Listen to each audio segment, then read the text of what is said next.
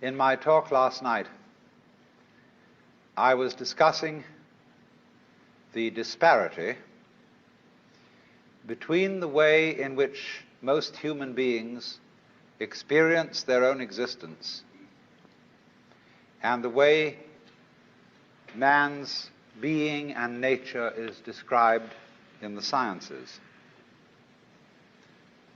I was pointing out that in such sciences as ecology and biology, ecology, for example, describes and studies the relationship between all organisms and their environments. The way in which they describe human, animal, and insect behavior is in flat contradiction with the way in which most of us experience our thinking and our action and our existence.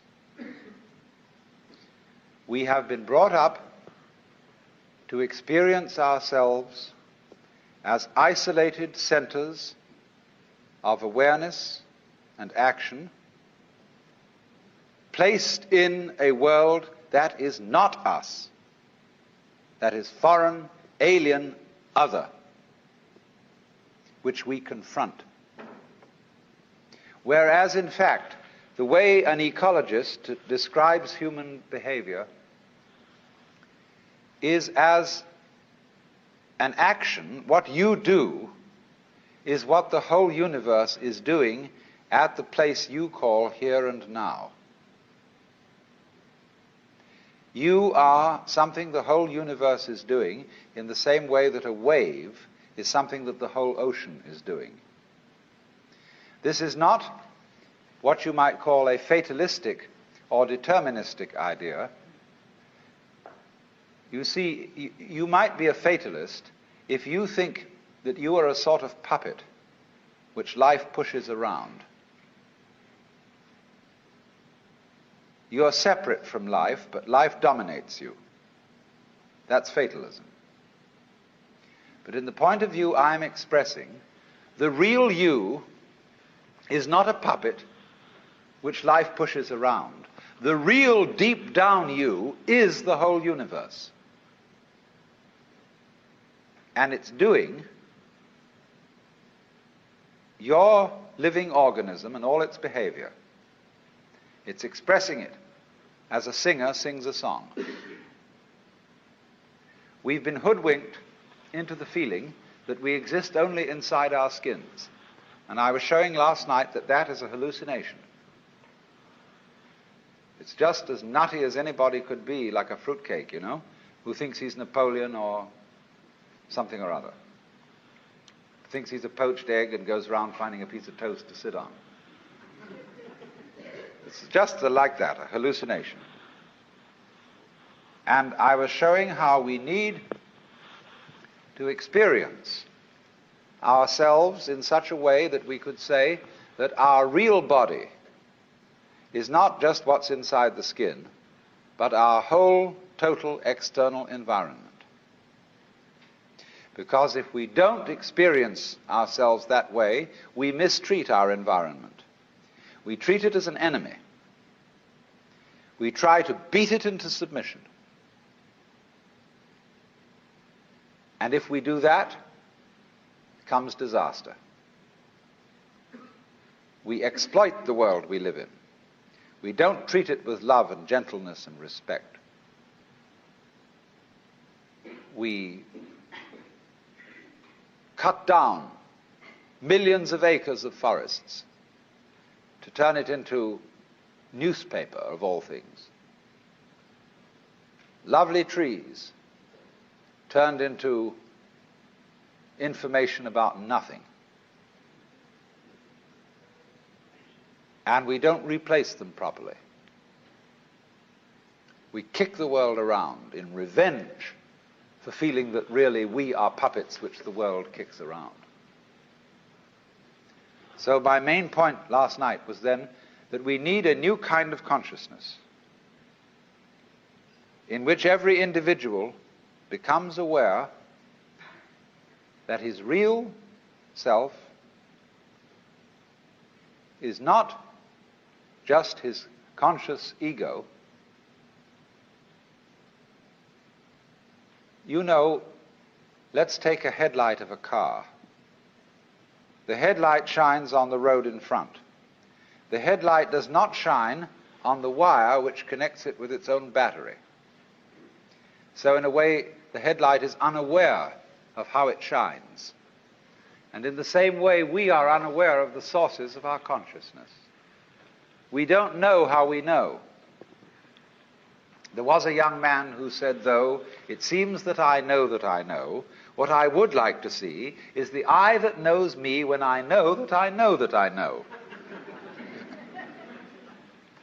And so we are ignorant of, we ignore, it doesn't come within the scope of our attention how it is that we manage to be conscious, how it is that we manage to grow our hair, to shape our bones, to beat our heart, and to secrete all the necessary fluids that we need from our glands. We do it, but we don't know how we do it. Because you see, underneath the superficial self, which pays attention to this and that, there is another self, more really us than I. And if you become aware of that unknown self, the more you become aware of it, the more you realize that it is inseparably connected with everything else that there is. That you are a function of this total galaxy, bounded by the Milky Way, and that furthermore this galaxy is a function of all other galaxies. And that vast thing that you see far off, far off, far off with telescopes, and you look and look and look, one day you're going to wake up and say, why, that's me. And in knowing that, you see that you never die. That you are the eternal thing that comes and goes, that appears now as John Jones, now as Mary Smith, now as Betty Brown, and so it goes forever and ever and ever. Now then, why I made this point as an introduction to what I want to say tonight is the problem of the relationship of man and nature. Do you know, in the history of philosophy, there are really 3 theories of nature. Incidentally, what do you mean when you use the word nature? What is nature study? Natural history. The Museum of Natural History. What do you expect to find there? Well, for many people, nature means the birds, the bees, and the flowers. It means everything that is not artificial. People think, for example, a building like this is not natural, it's artificial. The natural state of the human being is to be naked, but we wear clothes, and that's artificial. We build houses. Is there any difference between a human house and a wasp's nest? Or a bird's nest? Not really. But we do have in our minds, you see, the idea that nature is somehow outside us. We've got some nature in us. We say there's a thing called human nature, and mostly bad. Human nature, according to Dr. Freud, is motivated by the libido. And you know what that is. And you can't trust it. In the old days, they used to beat it with whips. But Freud said, don't do it that way. You have to treat it as a good horse trainer trains a horse by giving it a lump of sugar every now and then. And get it controlled that way. Be kind to it. Respect it. Even though it's really very, very disrespectable. Well, now, there are, as I said, in the history of mankind, 3 theories of nature. The first theory is the Western theory, which is that nature is a machine or an artifact. We inherit this from the Hebrews, who believed that nature was made by God in somewhat the same way as a potter makes a pot out of clay, or a carpenter makes a table out of wood. It is not insignificant that Jesus is the son of the carpenter.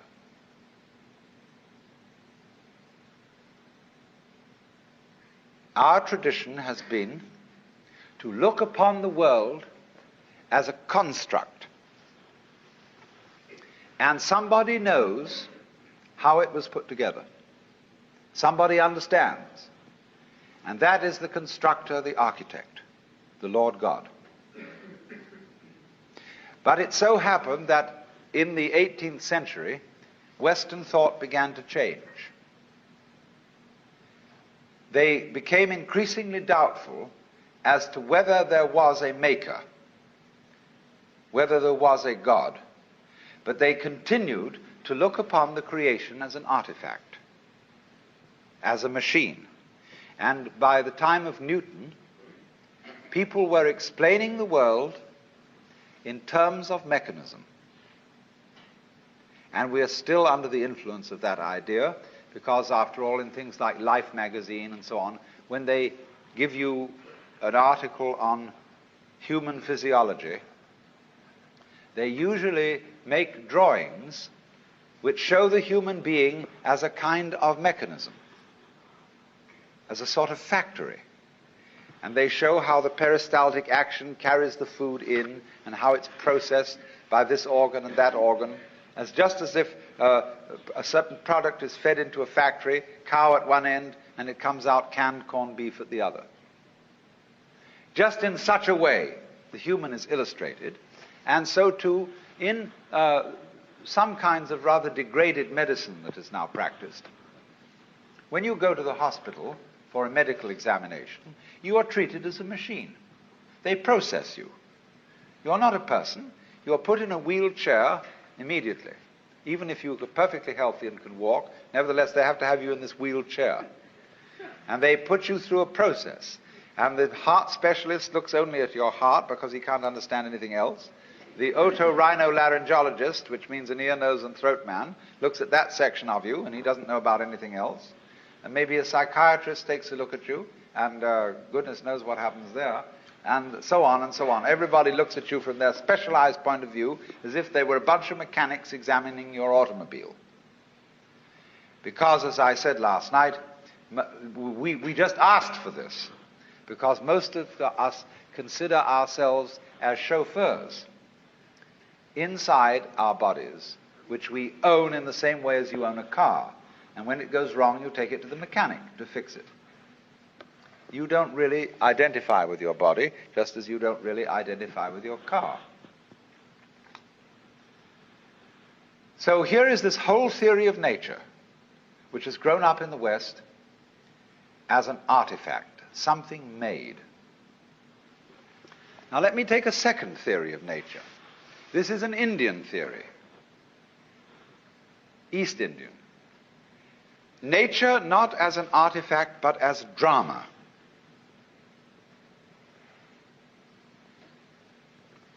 Basic to all Hindu thought is the idea that the world is maya. That is a Sanskrit word which means many things. It means magic, illusion, art, play. All the world's a stage. And in the Hindu idea, there is the ultimate reality of the universe is the self, which they call Brahman or Atman. That's what there is. The self, universal, eternal, boundless, indescribable. And everything that happens, happens on the self. Like you say, it's on me. The drinks tonight are on me. Or like we say, when you hear the radio, it's on the speaker. You see, everything you hear on the radio, flutes, drums, human voices, traffic noises, any imaginable sound, all those sounds are vibrations of the diaphragm in the speaker.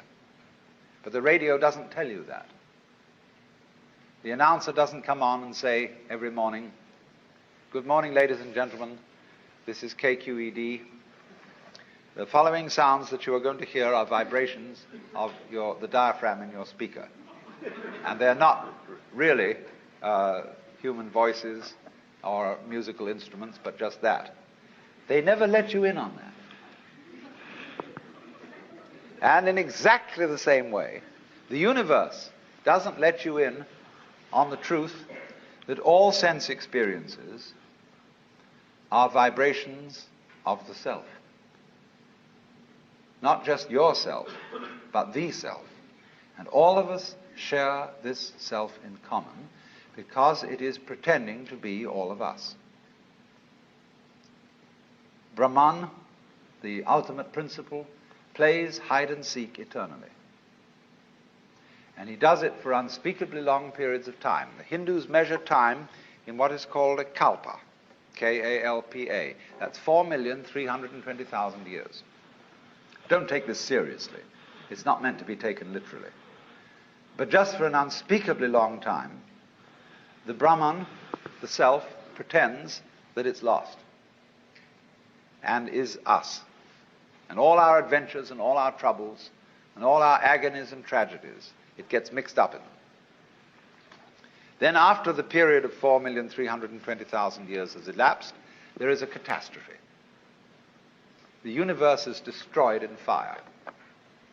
And after that, the Brahman wakes up and says, well, good, crazy, what an adventure that was. He wipes the sweat off his brow and says, whew, let's rest a while. So for another 4,320,000 years, the divine self rests and knows who it is. It's me. Then it says, well, this is rather boring. Let's get going again. Let's get mixed up. And it does it in a very strange way because the way the Hindus time it, the first period of getting mixed up, getting lost, is beautiful. That's the longest period. Everything's right. It's just life is glorious. Then it has the next period in which things get a little wonky. Something is vaguely out of order. That doesn't last so long. Then the next period, the third, is when good and evil are equally balanced. And that's still not so long. Finally comes the shortest period when everything bad triumphs and the whole thing blows up and we begin all over again. We're supposed to be living in that now. It's what's called the Kali Yuga, the age of darkness. And it began on Friday, February the 23rd, 3123 BC. And it has 5,000 years to run. But as it goes on, time gets faster, so don't worry.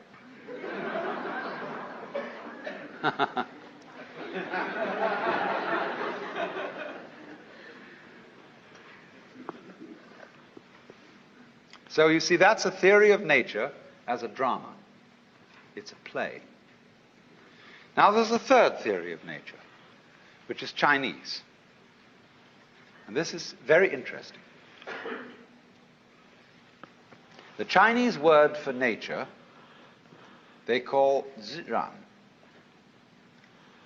And this expression means of itself so.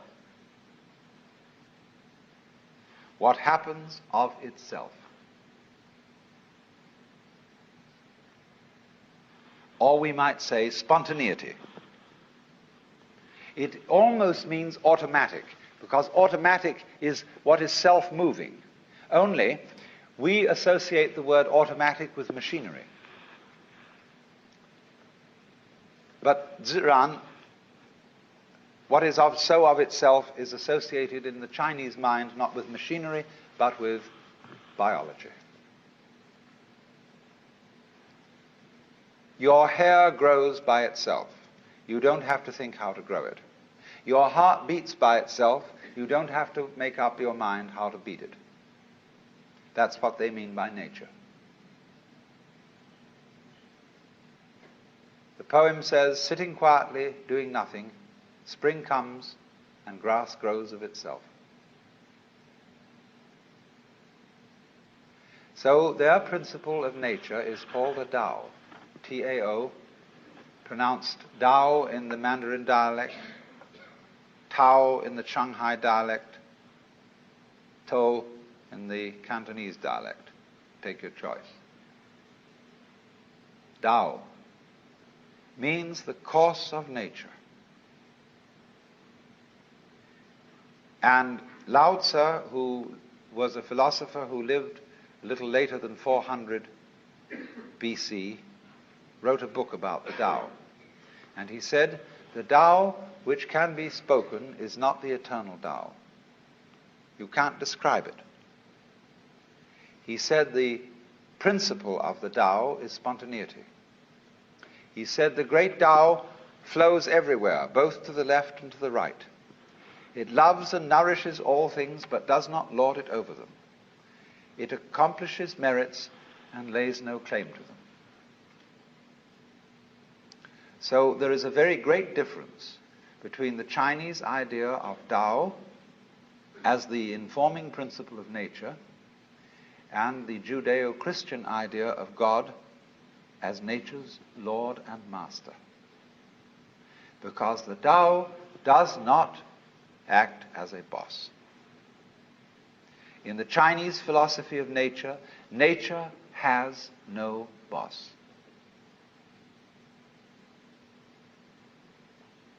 There is no principle that forces things to behave the way they do. It is a completely democratic theory of nature. Correspondingly, you see, most Westerners, whether they be Christians or non-Christians, don't trust nature. Of all things, nature is the thing least to be trusted. You must manage it. You must watch out for it. It will always go wrong if you don't watch out. You know, the goblins will get you if you don't watch out. So we're always feeling that you can't trust it. See, we're absolutely instilled with the idea of original sin. You can't trust nature because it comes out with weeds and insects. And above all, you can't trust human nature because if you don't hold a club over yourself, you'll go out and rape your grandmother. Now, the Chinese would say, if you can't trust yourself, you can't trust anything. Because if you can't trust yourself, can you trust your mistrust of yourself? Is that well-founded? See? If you can't trust yourself, you are totally mixed up. You haven't a leg to stand on, you haven't a point of departure for anything. And in this respect, the Taoist philosophy and the Confucian philosophy are in agreement. In Confucius philosophy, the fundamental virtue of a human being is called Ren, spelled Jen for reasons best known to Chinese scholars. I don't know what they are, but it's pronounced Ren. And it's a character, Chinese character, that Confucius placed as the highest of all virtues, higher than righteousness, higher than benevolence, and it means approximately human-heartedness. Now, Confucius once said that goody-goodies are the thieves of virtue. Virtue in Chinese is de. We Romanize it as T-E-H, de. And it means virtue not in the sense of moral propriety, but virtue in the sense of magic, as when we speak of the healing virtues of a certain plant. A man of true virtue is therefore a human-hearted man. And the meaning of this is that one should, above all, trust human nature in the full recognition that it's both good and bad, that it's both loving and selfish. Now, let me give an illustration of the wisdom of this. When people fight wars, I trust them if the reason for which they fight a war is to expropriate somebody else's possessions and women. because they will fight a merciful war. They will not destroy the possessions and the women that they want to capture. They want to enjoy them. And that's a war based on simple, ordinary, everyday human greed. The most awful wars that are waged are the wars waged for moral principles. You are a lousy communist. You have a philosophy that is destructive to religion and to everything that we love and value and reverence, and therefore we will exterminate you to the last man unless you surrender unconditionally. Such wars are ruthless beyond belief. We can blow up whole cities, wipe people out, because we are not greedy. We are righteous. That is why the goody-goodies are the thieves of virtue. If you are going to do something evil, do it for a plain, honest, selfish motive. Don't do it in the name of God. Because if you do, it turns you into a monster who is no longer human. A sadist, a pure destroyer. So an inflexibly righteous person is not human. And that is why, in Chinese ideas of justice, a good judge is not somebody who abides by the book. Their idea of justice is, for God's sake, keep the case out of court. Let us have a consultation behind the scenes, and let's arrange a compromise. Because we know our opponent is a rascal. I know I am a rascal. And therefore there can be a mutual arrangement between thieves. So we summon her and we talk about it, and we call the judge in an unofficial capacity. And the judge hums and haws, and if he's a good judge, he has a sense of what is called li. I'm going to talk to you about another meaning of a word pronounced li later on, but it's quite a different word. Li is justice, but you can't write it down. There is another word for justice or law in Chinese, zi. And this word represents, in its Chinese character form, a cauldron for cooking sacrifices and a knife. In the high and far off times of Chinese history, there was an emperor who, when the people brought their sacrifices of meat and so on to be put in the cauldrons, he also scratched with a knife on the side of the cauldrons the laws of the state, so that all the people could read them and understand what they were. But the sages who advised this emperor said that was a very bad thing to do, because the moment people see the law written down, they develop a litigious spirit. That is to say, they think out ways of wangling around it. And that's what we do all the time, don't we? The moment Congress passes a law, tax law especially, all the lawyers get together and they think they fill it full of holes. They say, well, it didn't define this and it didn't say that. And some of those Confucians wanted to put the language in order and to make all the words mean just so. But the Taoists laughed at them and said, if you define the words, with what words are you going to define the words that define the words? So they said, therefore, the emperor should not have written the laws down, because a sense of justice is not something you can put in words. It's what our lawyers call equity. And you talk to any lawyer, and he, in discussing various judges around town, he will say, well, Judge so-and-so is pretty much a stickler for the letter of the law. But on the other hand, Judge so-and-so has a sense of equity. He knows when the law, the letter of the law, just doesn't apply to this particular case. And he just has an innate sense of fair play. That's the man to be trusted as a judge. So this is what the Chinese mean by a judge who has the sense of li. of real justice. It can't be written down, it can't be explained, because every case is individual. But what such a man has fundamentally in his heart, he trusts the good and bad of human nature. Human beings are complex. We don't know ourselves at all, really. Consider your nervous system. Neurologists haven't even begun to figure it out. And yet all your conscious decisions are based on this thing that you don't understand. You're unbelievably more wise in your nature than you ever will be in your conscious thoughts.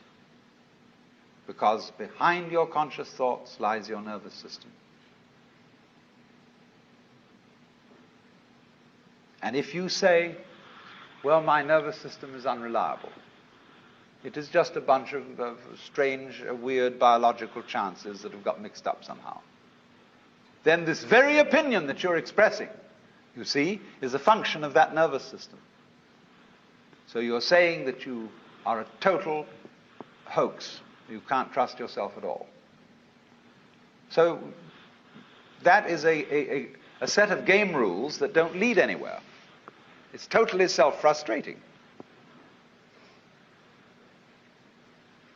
So you see, what the Chinese have developed here is a theory of nature. I said there are three theories. The Western mechanical theory, nature as an artifact, the Hindu dramatic theory, and the Chinese organic theory.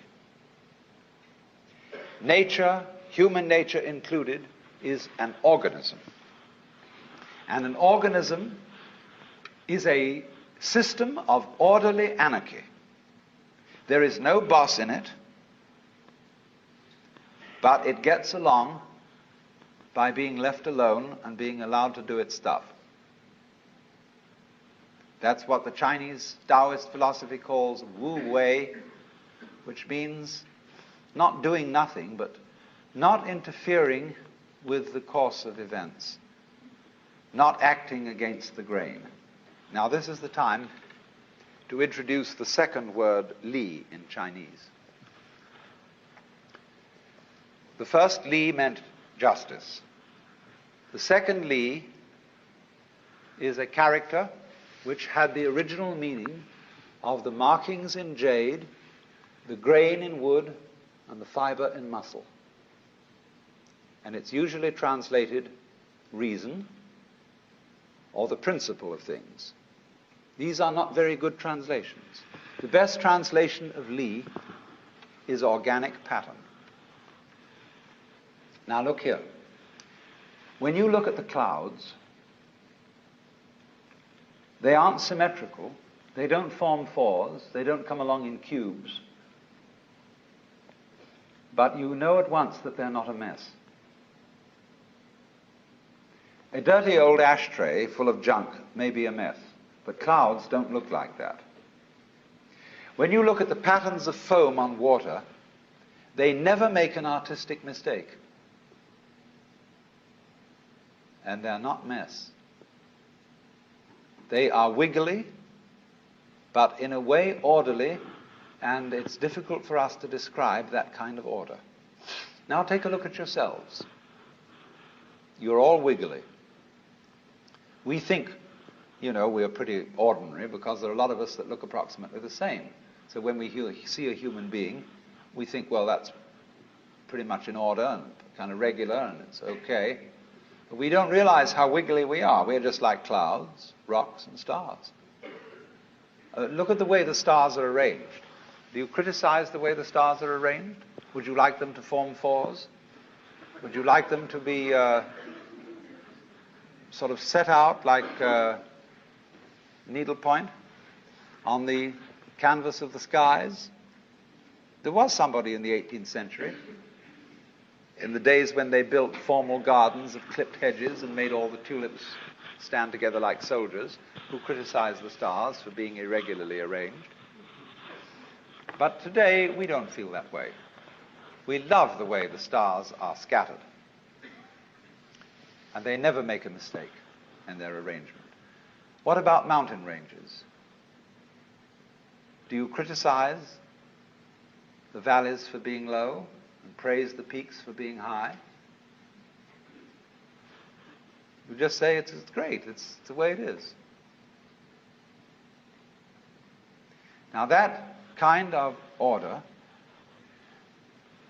the artist pays a tribute to it by painting a landscape. People, you know, in every national park, there's a place called Inspiration Point. And people go there and they say, oh, it's just like a picture. And nobody knew this 400 years ago. It took the artists to paint landscape, and then people realized how beautiful it is. Nowadays, artists are painting pictures of damp, stained walls and floors where people have dropped a lot of paint. And one day people will walk into a room where there's a lot of paint been scattered on the floor and a general thing, and they'll say, my goodness, it's just like a Jackson Pollock. Oh, ain't it just like a picture? See? It always takes the artist to show us the vision. But of course, in the meantime, it is difficult. You go to an exhibition of contemporary non-objective painting, and a kind of square fellow walks in there and he says, that's not what I call a picture. Because it's against his prejudices. But I say to people now, excuse me, wait a minute. Take a look at that again. I'm going to tell you something. That painting is a colored photograph of guess what? And he looks at it in astonishment and entirely new eyes. What could that be a photograph of? And he begins to see it might be a photograph through a microscope of globules, of germs floating in liquid. It might be anything, but there it is. It suddenly comes at him. Goodness knows whether that was what the artist intended, but that's a method of giving people a shock, of seeing things in a new way.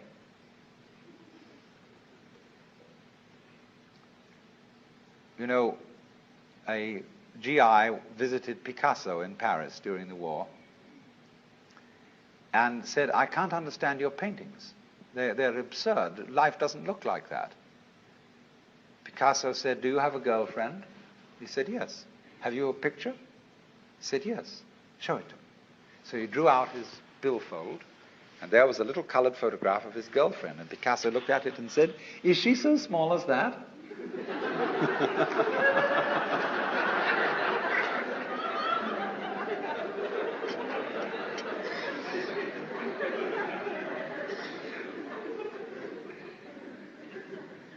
Now then, the idea of Li, the idea of natural order, is like this patterns on foam, patterns in jade, the shapes of the clouds, the shapes of trees and mountains. They are orderly, but we cannot put our finger on the order. We know it's orderly, but we don't know why. And we know it's completely different from a mess. The order of nature is in that way then indefinable. When St. Augustine was asked what is time, he said, I know what it is, but when you ask me, I don't. And so in the same way, the Chinese would say, we know what the order of nature is, but if you ask us, we don't. The poet says, picking chrysanthemums along the eastern fence, gazing in silence at the southern hills, the birds fly home through the soft mountain air of dusk. In all these things there is a deep meaning, but when we are about to express it, we suddenly forget the words. That's Li. Nature as a self-ordering principle, but it doesn't really know how it does it. Another poem says, if you want to know where the flowers come from, even the god of spring doesn't know.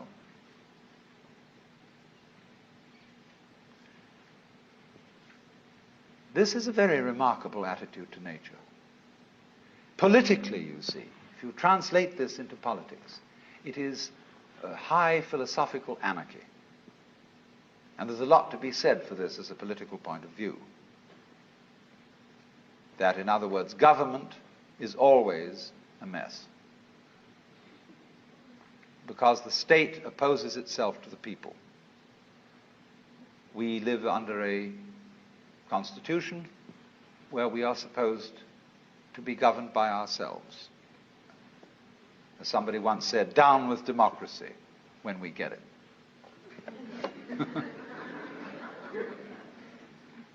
Because the government always creates itself as a business in competition with all the other businesses. And it wins, because it's the biggest one of the bunch. The Taoists said of the state that it should be as anonymous and as unobtrusive as possible. That is to say that the emperor, instead of going around in processions and being heralded and flags waved, should be as unobtrusive as the head of the sanitation department. You know, he's a man, just a guy who goes around in a plain ordinary suit and really attends to his job. And the head of the sanitation of the city of Dallas goes around. You don't have a police escort and sirens blowing and flags waving. He simply does his job. And the feeling of Lao Tzu is that the president or the emperor should have the same kind of attitude. That he should simply help the people and retire and not claim any merits for it. Always withdraw himself. Always be behind the scenes. Not striving for power, but simply to help things along. Govern a great state, he said, as you would cook a small fish. Now, you know, when you've got a small fish in the frying pan, don't keep tossing it around and fidgeting with the spatula. Otherwise, it'll fall apart. Do it gently. Softly, softly, catchy monkey.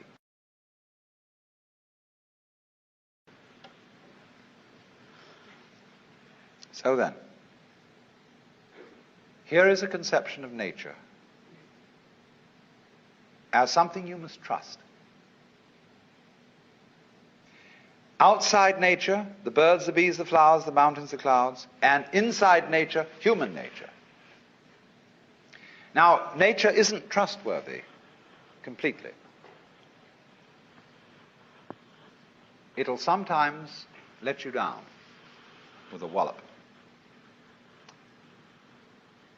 But that's the risk you take. That's the risk of life. What's the alternative? I do not trust nature at all. It's got to be watched. Do you know what that leads to? It leads to 1984 and Big Brother. It leads to the totalitarian state where everybody is his brother's policeman, and where everybody is watching everybody else to report them to the authorities, where you can't trust your own motivation, where you have to have a psychoanalyst in charge of you all the time to be sure that you don't think dangerous thoughts or peculiar thoughts. And you report all peculiar thoughts to your analyst. And your analyst keeps a record of them and reports them to the government. And everybody is busy keeping records of everything. It's much more important to record what happens than what happens. This is already eating us up. It's much more important that you have your books right than that you conduct your business in a good way. In universities, it's much more important that the registrar's records be in order than that the library be well stocked. After all, do you know your grades are all locked up in safes, and they're protected from thievery and pilfering, and they're the most valuable property that the university has. The library can go hang. Then furthermore, the main function of a university is, what any sensible person would imagine, to teach students and to do research. So the faculty should be the most important thing in the university. On the contrary, the administration is the most important thing. The people who keep the records, who make the game rules up. And so the faculty are always being obstructed by the administration and being forced to attend irrelevant meetings and to do everything but scholarship. Do you know what scholarship means? What a school means? The original meaning of a schola? Leisure. We talked of a scholar and a gentleman because a gentleman was a person who had a private income and he could afford to be a scholar. He didn't have to earn a living, therefore he could study the classics and poetry and things like that. Today, nothing is more busy than a school. They make you work, because you got through on schedule. They have expedited courses, and you go to school so as to get a union card with PhD or something so that you can earn a living. So that's a whole contradiction of scholarship. Scholarship is to study everything that's unimportant, not necessary for survival. All the charming irrelevances of life. But you see, the thing is this, if you don't have a room in your life for the playful, life's not worth living. All work and no play makes Jack a dull boy. But if the only reason for which Jack plays is that he can work better afterwards, he's not really playing. He's playing because it's good for him. He's not playing at all. You have to be able to be a true scholar. You have to cultivate an attitude to life where you're not trying to get anything out of it. You pick up a pebble on the beach, look at it. It's beautiful. Don't try and get a sermon out of it. Sermons in stones and God in everything be damned. Just enjoy it. Don't feel that you've got to salve your conscience by saying that this is for the advancement of your aesthetic understanding. Enjoy the pebble. If you do that, you become healthy. You become able to be a loving, helpful human being. But if you can't do that, if you can only do things because they are somehow you're going to get something out of it, you're a vulture. So, we have to learn. We don't have to, you don't have to do anything. You don't have to go on living. But it's a great idea, it's a great thing, if you can learn what the Chinese call purposelessness. They think nature is purposeless. When we say something's purposeless, that's put down. There's no future in it. It's a washout. But when they hear the word purposeless, they think that's just great. It's like the waves washing against the shore, going on and on and on forever with no meaning. A great Zen master said as his death poem, just before he died, "From the bathtub to the bathtub, I have uttered stuff and nonsense." The bathtub in which the baby is washed at birth, the bathtub in which the corpse is washed before burial, all this time I have said many nonsenses. Like the birds in the trees go, twee, twee, twee, twee, twee. What's it all about? Everybody tries to say, oh, it's a mating call. It's purposeful. Trying to get their mate, attract them with a song. That's why they have colors. Butterflies have eyes on them. Self-protection. Engineering view of the universe. Why do that? They say, well, it's because they need to survive. Oh, why survive? What's that for? Well, to survive. See, human beings are really a lot of tubes. And all living creatures are just tubes. And these tubes have to put things in at one end and let it out at the other. Then they get clever about it and they develop nerve ganglia on one end of the tube, the eating end, called a head. And it's got eyes in it, it's got ears in it, it's got little organs, antenna and things like this. And that helps you to find things to put in one end so that you can let them out the other. Well, while you're doing this, you see, the stuff going through wears the tube out. And so, that the show can go on, the tubes have complicated ways of making other tubes who will go on doing the same thing. In at one end, out the other. And they say, well, that's terribly serious. That's awfully important. We've got to keep on doing this.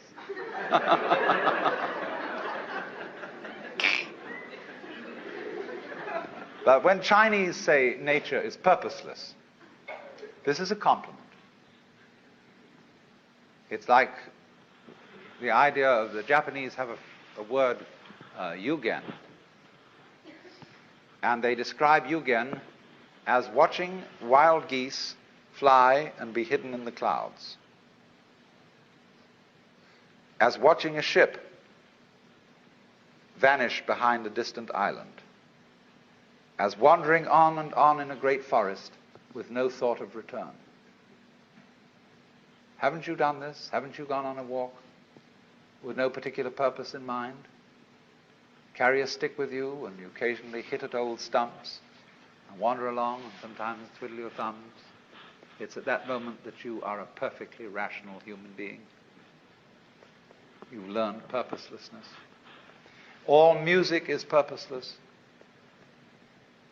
Is music getting somewhere?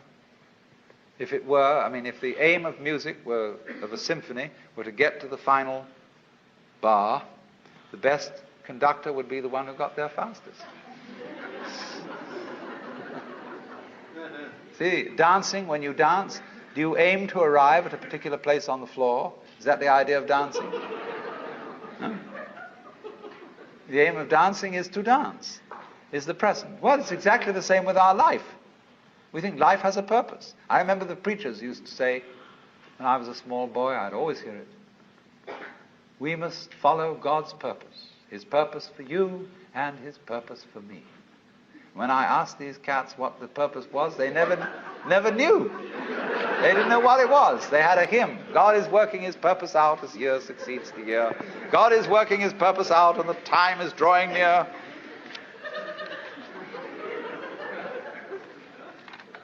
The time when the earth shall be full of the glory of God as the waters cover the sea. What's the glory of God? Well, they weren't quite sure. I'll tell you what it is. In heaven, all those angels are gathered round the glory of God. That is to say, the which than which there is no whicher. Catholics call it the beatific vision, the Jews call it the Shekinah. And there are all those angels.